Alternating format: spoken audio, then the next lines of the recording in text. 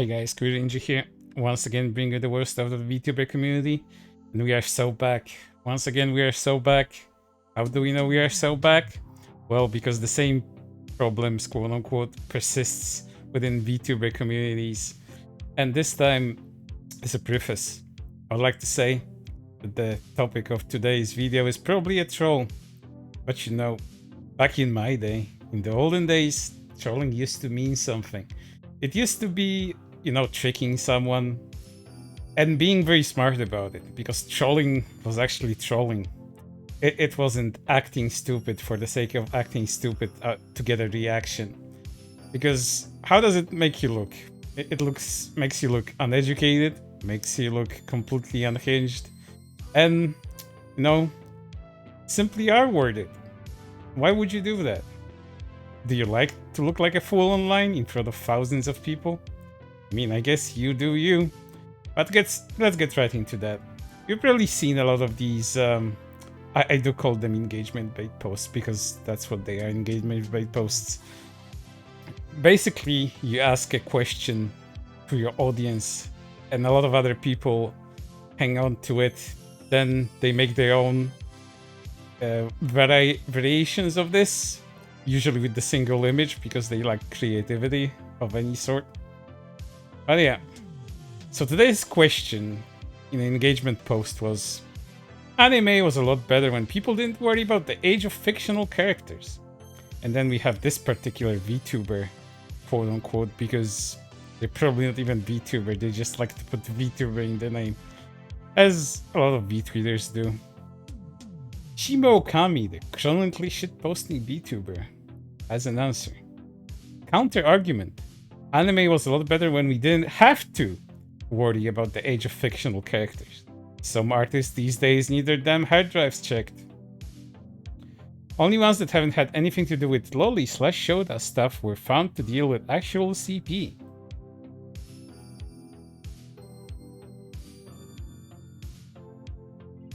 Also, by definition of the law, Loli and Shota constitutes CP. Depictions still count.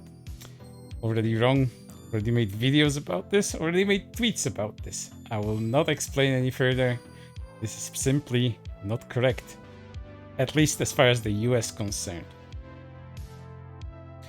No, they have to be indistinguishable minors as far as I've seen. They do not compare to an actual human. You're literally just lying now. LMAO! Stop trying to defend your degenerate kink. Saying a character is of age doesn't make their design not a child. No, that's part of the law. You can show otherwise if you believe so, but until then, you have to be indistinguishable minors. Cartoons don't count. I will also bet that you don't have evidence an actual human child being used for modeling of any considered underage character. Look, you can keep trying to twist this with false logic and loopholes all you want. Doesn't change that artists drawing sexual depictions of children. Explain it however you want, justify it however you want. The bottom line remains the same. Of actual children or cartoons? Cartoons that depict underage children. Actual or fictional? Said that like it matters. Drawing a child is still drawing a child. Seriously, get help. You need it. Actual or fictional? Yes, it does matter. The first causes harm to real children, the other is just the imagination. Wrong. One causes harm to children, the other is a loophole so you don't get charged with hurting children. What children? These children have to exist. Unless we start charging people for hurting things that do not exist. And then things like murder and all kinds of abuse are on the table. I don't know how these people try to justify these things in their heads. But again, be reminded, this might be trolling. But again, pretending to be R-worded is just not the way to go. Let's continue. So we agree, the first causes harm to actual children, the other does not. The second is not a loophole, otherwise anything fictional can be a loophole. That's a dark road to go down. Most fiction is a loophole. Artists depicting their wildest fantasies. That's why so many people that release fucked up movies turn out to have royally fucked up private lives. Quotation needed. Usually the opposite is true, and there's so much evidence of that going around. A link to that evidence is also gonna be posted in the description of this video, so you guys can check it out if you want to. Let's continue. Stop trying to justify pedophilia by saying it's just a cartoon. I didn't say that's you're doing that. I'm speaking on actual children versus drawings which can be given any size and any age, can't consent on any level. Actual children sexually harmed is pedophilia. And yet for some reason they choose to draw sexual depictions and make their drawings look like children. Seriously, fuck off, pedophile, before someone puts you on the wrong kind of list. It's not a one-to-one equation. If you believe regardless what is said. If it involves no child, then there is no harm. An actual child is left alone and safe. Those who project have their own issues. Yes, I have issues with pedophiles acting like it's morally okay to fantasize about having sex with children just because it's a drawing. Now again, kindly fuck off, pedo. Go first. Try and help real kids before going after cartoons or animated characters. You'll do a much better job that way. Take care.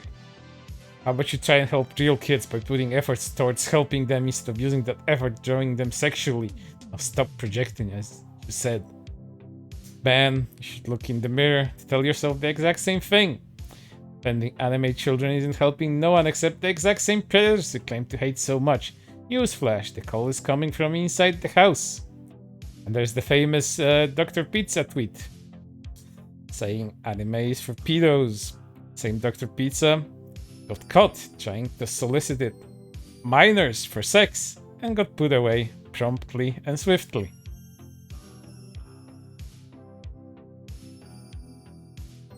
Virtual signaling be virtue signaling, even pinned it too. For all my fun-loving friends out there, this degen POS vehemently defends underage pedophile hentai because it's not depicting real people, just cartoons. Just figured I'd let you know in case anyone had a silly thought of supporting him. And they're from Canada too. How far they've fallen. I don't want to believe the photos of their leader are real, but then again, reality is stranger than fiction and all that. Let's see what else this Shimo Okami person has opinions on, because they have a lot of opinions. Most of them wrong. Probably all of them wrong. I think anime was a lot better before the 80s. I wouldn't go that far back, to be honest. Early 2000s, with the exception of niche unknown animes, were still pretty tame. Bullshit, by the way.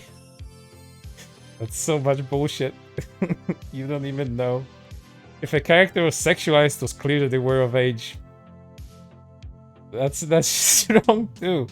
And the younger characters were seen as little as brothers/sisters. Oh god, that's so wrong. Every single part of that sentence is wrong.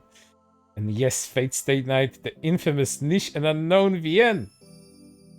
That was 2014. Man. The wrong just keeps on coming. He says like, about what? Before it had a 2010 movie, still after my timeline, and before that it was a niche game. It completely falls under what I said. It's one of the most successful VN releases of all time in 2004. And the Din anime in 2006 propelled it into a massive multimedia franchise. What the hell are you getting 2010, 2014 from? Their own wiki pages release dates. I bet you shift that's wrong. I can't do anything about you doing wrong information. And yes, successful in Japan, not anywhere else. Yeah, it's the people that are right that are wrong, and everyone's lying to you. What the fuck are you talking about? Link's Wikipedia page. And no shit successful in Japan. Where do you think anime comes from?